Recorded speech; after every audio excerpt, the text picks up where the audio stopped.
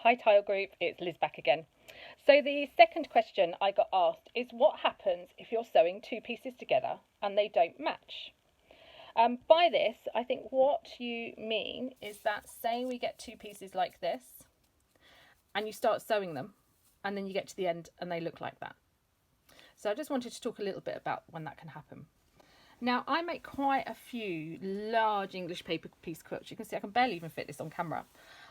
So this was made by using large diamonds and it was all English paper piece. It hasn't been near a sewing machine apart from the binding around the edge.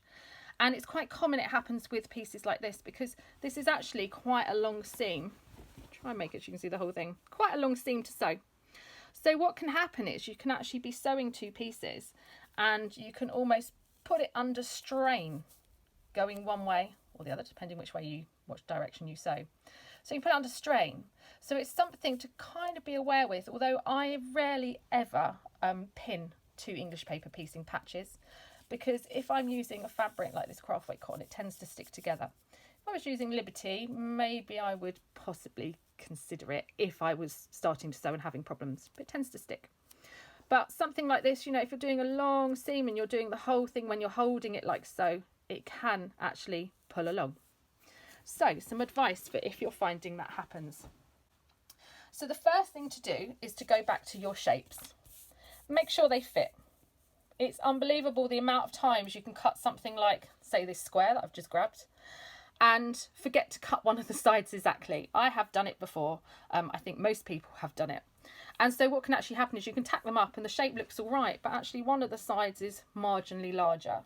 So you first of all want to make sure there's no human error. Check it against your template or check it against another patch. Make sure they're the same size. If they're not, then you know something's up. If you're sewing something like, for example, if I pick this up from my sewing box, something like this, and things aren't matching, and it's the first one you've sewn, then maybe there's a problem with your templates. You know, you might have printed the second sheet at 110% or something. So make sure of that first, because if you are trying to sew two pieces of a different scale together and you're trying to make them fit, then your quilt isn't going to lay flat. Always think about patches like puzzle pieces. You want them the same size so they lay flat. But if you're sewing something like this and it's all fine, you've checked it, it should meet and everything, there are a few things you can do. So if I just grab my samples, here we go. And what I'm going to do with this is I've started sewing it. Now these are actually fine, they do meet. But what I've done is I've actually pulled them along slightly. So we've got this issue here, is it better on this size, where you've got one of the sides bigger than the other. And what I would do with that is two things. I mean, I have to say, it rarely happens with something this size. It happens with longer seams.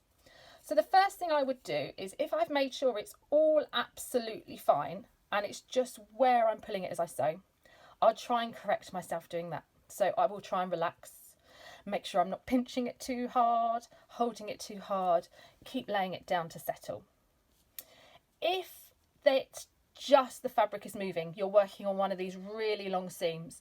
If you're working on the tile quilt that's got the piece sashing, that sashing is actually usually about 12 inches long. So that's a long piece for you to be English paper piecing, and it can be quite exceptional to be English paper piecing something of that size. So the next thing I would do is I would fold both, fold them in half, and I would pinch. And this is something that a lot of dressmakers will be familiar with. By doing this, I've got a centre point and I make sure those centre points meet. And that means that say I was sewing one of the 12-inch long seams, if we do have, say, 1/4 of an inch that needs easing in, maybe, for example, one block has ended up slightly larger than the next block next to it, which can happen because they are all pieced from a different number of patches, then this means that you're distributing it evenly into what you're sewing. So you make sure that middle point matches up. The other thing we do, I'm just pulling it out of shape a little bit more, as I said, it normally happens with larger shapes. The other thing we do is we start sewing, get it all anchored. Okay, I'll push it back. Get it all anchored. And then I would get the end to meet. And that tells us what we need to ease in the middle. And then we can carry on sewing along. There's a book, which in a way I think is possibly one of the most influential books on patchwork with English paper piecing, or mosaic piecing as it was called, by Avril Colby. And if you don't have a copy, do pull a copy out. And I'm sure I recall, it was a number of years ago, but I do mention it every time I teach this technique. She uses a term called cobbling. And I think it's a lovely term for giving you permission that if things aren't quite meeting, you are allowed to manipulate that fabric slightly. In theory, with English paper piecing, if the papers are cut correctly, it should be fine. But, you know, you can end up with one fabric slightly thicker than the other. As I said, put a bit of pressure under it.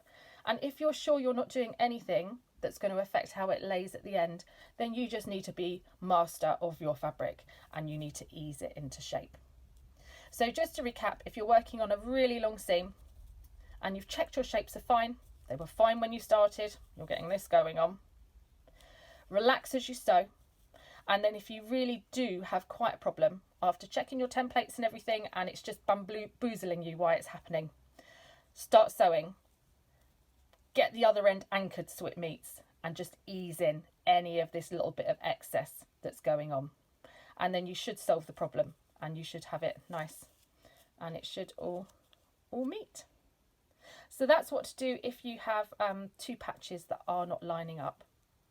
Thank you.